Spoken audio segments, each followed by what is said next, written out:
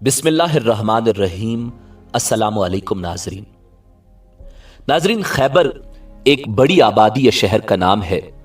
یہاں یہودیوں نے کئی مضبوط قلعے بنا رکھے تھے۔ یہ نہایت ہی زرخیز علاقہ ہے۔ کھیتی باڑی اور اجناس خرد و نوش اس جگہ کثرت سے پیدا ہوتی ہیں۔ اس علاقے کی آب و ہوا قدرے غیر صحت مند ہے۔ خیبر سرزمین عرب پر یہودیوں کا سب سے بڑا مرکز تھا۔ اہل حق نے جب یہودیوں کو بدعہدی، جھوٹ اور فریب کے جرم میں مدینہ منورہ سے جلا وطن کیا تو قبیلہ بنو نذیر خیبر میں آ کر آباد ہو گئے تھے۔ خیبر کے یہودی بہادر اور طاقتور تھے، مسلح تھے اور دولت مند بھی تھے۔ خیبر کی سونا اگلتی زمینوں اور سرسبز و شاداب نخلستانوں کی وجہ سے ان کی معاشی حالت بہت اچھی تھی۔ آمدنی وافر تھی۔ آمدنی کا اکثر حصہ اہل اسلام کو نقصان پہنچانے اور ان کو تباہ و برباد کرنے کی سازشوں میں خرچ ہوتا تھا۔ ناظرین، حضور نبی کریم رؤوف الرحیم صلی اللہ علیہ وآلہ وسلم حدیبیہ کے سفر سے 6 ذی الحج میں مدینہ منورہ واپس تشریف لائے۔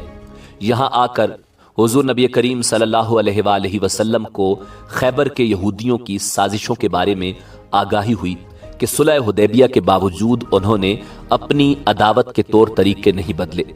وہ لوگ بدستور مسلمانوں کے تجارتی قافلوں کو خیبر کے مضافات سے گزرنے کی اجازت نہیں دیتے تھے تاکہ مسلمان شمالی ملکوں سے اقتصادی رابطہ قائم نہ کر سکیں۔ یہود کی ان سازشوں کو ختم کرنے کے لیے حضور تاجدار ختم نبوت صلی اللہ علیہ وآلہ وسلم نے فیصلہ کیا کہ خیبر کی طرف پیش قدمی کی جائے۔ لہٰذا مدینہ منورہ میں 20-25 روز قیام کے بعد آپ صلی اللہ علیہ وآلہ وسلم خیبر کی طرف روانہ ہوئے۔ حضرت صبا غفاری رضی اللہ تعالی عنہ کو مدینے میں اپنا نائب مقرر فرمایا۔ اسلامی فوج کے سپہ سالار حضور تاجدار ختم نبوت صلی اللہ علیہ وآلہ وسلم خود تھے۔ اسلامی لشکر کی تعداد 1600 تھی، جن میں سے 1400 پیدل اور 200 گھڑ سوار تھے۔ غزوہ خیبر میں کچھ خواتین بھی شریک سفر ہوئیں۔ چند خواتین حضور صلی اللہ علیہ وآلہ وسلم کی خدمت میں حاضر ہوئیں اور عرض کیا کہ یا رسول اللہ، آپ غزوہ خیبر میں یہودیوں کے خلاف جنگ کے لیے تشریف لے جا رہے ہیں۔ ہماری یہ خواہش ہے کہ ہمیں بھی اپنے ہمراہ لے جائیں تاکہ ہم میدان جنگ میں زخمی مجاہدین کی مرہم پٹی کر سکیں، انہیں وقت پر دوا اور پانی دے سکیں۔ ہم لڑائی کے دوران تیر اٹھا اٹھا کر لائیں گی اور مجاہدین کو دیں گی۔ اس طرح ہم سپاہیوں کی مدد کریں گی۔ حضور صلی اللہ علیہ وآلہ وسلم نے ان کا یہ جوش اور جذبہ دیکھتے ہوئے اجازت عطا فرما دی۔ خیبر سے تھوڑے فاصلے پر بنو غطفان کے قبائل آباد تھے۔ یہ قبائل یہودیوں کے معاون اور مددگار تھے۔ غزوہ خندق میں بھی یہ مسلمانوں کے خلاف رہے تھے۔ جب بنو غطفان کو اطلاع ملی کہ حضور صلی اللہ علیہ وآلہ وسلم خیبر پر حملہ کرنے کے لیے روانہ ہو گئے ہیں تو انہوں نے اپنے جنگجو جوانوں کو جمع کیا تاکہ اہل خیبر کی مدد کے لیے روانہ ہوں۔ آپ نے اعلیٰ حربی بصیرت سے کام لیتے ہوئے لشکر گاہ کے لیے ایسی جگہ منتخب فرمائی کہ خیبر اور غطفان کا درمیانی راستہ کاٹ ڈالا تاکہ بنو غطفان اہل خیبر کی مدد نہ کر سکے۔ دوسری جانب بنو غطفان خیبر کی طرف ایک منزل طے کر چکے تو انہیں شور سنائی دیا۔ وہ سمجھے کہ مسلمانوں نے ان کے اہل و عیال پر حملہ کر دیا ہے۔ اس خیال سے وہ خوفزدہ ہو گئے۔ انہوں نے فیصلہ کیا کہ خیبر کے یہودیوں کی امداد کے لیے آگے بڑھنے کے بجائے اپنے اہل و عیال کی حفاظت کرنی چاہیے۔ خیبر کا قلعہ بنیادی طور پر 3 حصوں میں تقسیم تھا اور ہر حصہ متعدد قلعوں پر مشتمل تھا۔ یہودی اپنے اپنے قلعوں میں مورچہ بند ہو گئے۔ انہوں نے اپنے اہل و عیال کو القتیبہ نامی قلعے میں ٹھہرا دیا۔ اسی قلعے میں مال و اسباب کو بھی محفوظ کر دیا۔ غلے کے انبار اور اسلحہ کے ذخائر بھی ایک قلعے میں جمع کر دیے گئے۔ سب سے پہلے حضور نبی کریم صلی اللہ علیہ وآلہ وسلم نے نطع نامی قلعوں کو فتح کرنے کا ارادہ فرمایا اور نطع کے قلعوں میں سب سے پہلے قلعہ النعم کا محاصرہ کیا اور جلد ہی النعم کے بعد دوسرے قلعے بھی فتح ہو گئے۔ البتہ القموس نامی قلعہ نہایت مستحکم اور مضبوط قلعہ تھا۔ اس کو فتح کرنا ایک مسئلہ بن گیا۔ ہر صبح مسلمان اس قلعے پر حملہ کرتے اور شام کو واپس آ جاتے۔ کئی دن تک اس کا محاصرہ جاری رہا۔ خیبر کی مضر آب و ہوا کے باعث آپ صلی اللہ علیہ وآلہ وسلم بیمار ہو گئے تو آپ صلی اللہ علیہ وآلہ وسلم نے اپنا پرچم حضرت ابوبکر صدیق رضی اللہ تعالی عنہ کو عطا فرما دیا۔ حضرت ابوبکر صدیق رضی اللہ تعالی عنہ نے فوج کی کمان سنبھال لی اور قلعے پر حملہ کیا، لیکن شدید مزاحمت کے باوجود کامیابی نہیں ہوئی۔ خراب موسم کی وجہ سے حضرت ابوبکر صدیق رضی اللہ تعالی عنہ بھی بیمار ہو گئے۔ دوسرے روز حضور صلی اللہ علیہ وآلہ وسلم نے ان کی جگہ خلیفہ دوم حضرت عمر ابن خطاب رضی اللہ تعالی عنہ کو فوج کی قیادت سونپ دی اور پرچم ان کے حوالے کر دیا، مگر مضبوط قلعوں پر کوئی ضرب نہیں پڑ سکی۔ ناظرین، یہ صورتحال جب حضور صلی اللہ علیہ وآلہ وسلم کے سامنے پیش کی گئی تو آپ صلی اللہ علیہ وآلہ وسلم نے ارشاد فرمایا، کل میں یہ جھنڈا اس شخص کو دوں گا جس کے ذریعے اللہ تعالیٰ اس قلعے کو فتح فرما دیں گے۔ آپ صلی اللہ علیہ وآلہ وسلم کا یہ ارشاد گرامی سب مجاہدین نے سن لیا۔ ان کی یہ رات پیچ و تاب میں گزری۔ ہر ایک کی خواہش تھی کہ یہ سعادت اس کو نصیب ہو۔ جب صبح ہوئی تو سارے مجاہدین بارگاہ رسالت میں آپ صلی اللہ علیہ وآلہ وسلم میں حاضر ہوئے۔ وہ یہ جاننے کے لیے بے قرار تھے کہ وہ کون خوش نصیب ہے جس کو آج پرچم عطا کیا جائے گا۔ آشوب چشم کی وجہ سے حضرت علی کرم اللہ وجہ الکریم حضور نبی کریم صلی اللہ علیہ وآلہ وسلم کے ساتھ نہیں آئے تھے۔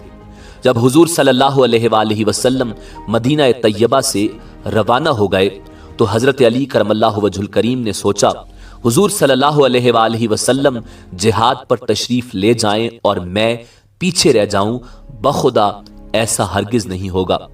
چنانچہ حضرت علی کرم اللہ وجہ الکریم خیبر تشریف لے آئے اور حالت یہ تھی کہ آنکھوں پر پٹی بندھی ہوئی تھی۔ آپ صلی اللہ علیہ وآلہ وسلم نماز جمعہ ادا فرما چکے تو جھنڈا منگوایا اور پوچھا، آئین علی، علی کہاں ہے؟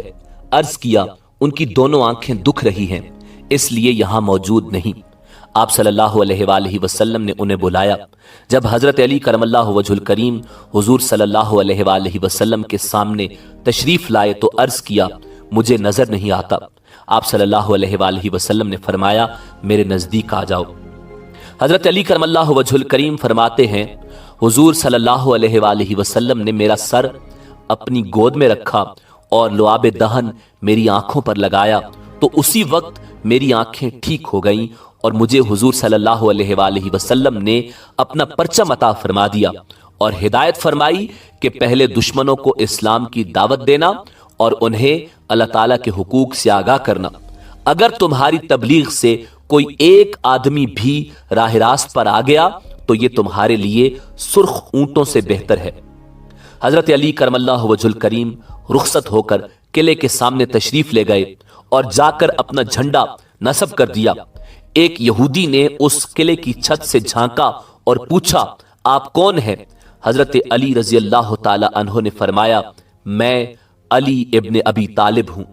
یہودی کے منہ سے نکلا، اس خدا کی قسم جس نے موسیٰ پر تورات نازل فرمائی، آپ یہودیوں پر غالب آ جائیں گے۔ یہودیوں نے حضرت علی رضی اللہ تعالی عنہ کی دعوت اسلام کو مسترد کر دیا اور لڑائی کے لیے مد مقابل آ گئے اور اپنا جنگجو آگے بھیجا۔ حضرت علی کرم اللہ وجہ الکریم اس کا مقابلہ کرنے کے لیے آگے بڑھے اور پلک جھپکنے میں اس کا کام تمام کر دیا۔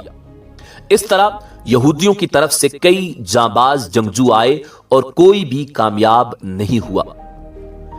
غزوہ خیبر کے دوران حضرت علی کرم اللہ وجہ الکریم نے 10 دن میں 4 قلعوں کو فتح کیا، جبکہ بقیہ قلعوں میں رہنے والوں نے خود ہی ہتھیار ڈال دیے۔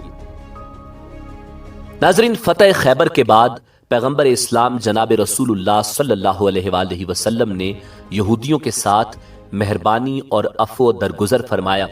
انہیں اجازت دے دی گئی کہ وہ خیبر چھوڑ کر چلے جائیں اور ساتھ گھریلو سامان بھی لے جائیں۔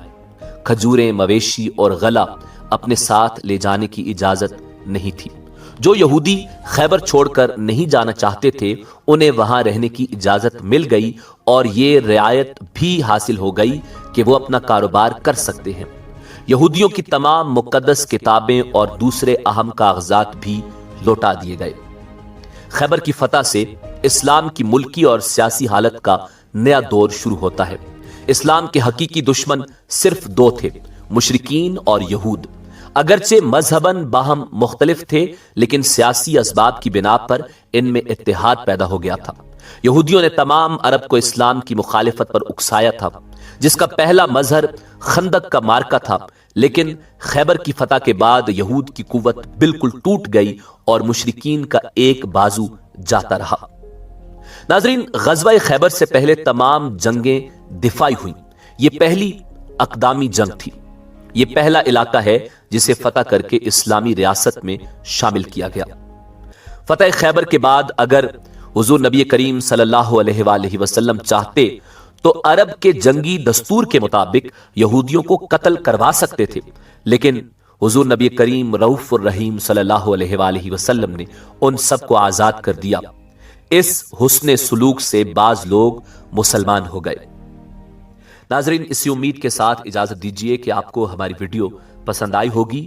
ملتے ہیں بہت جلد اگلی ویڈیو میں۔ اللہ رب العزت آپ کا حامی و ناصر ہو۔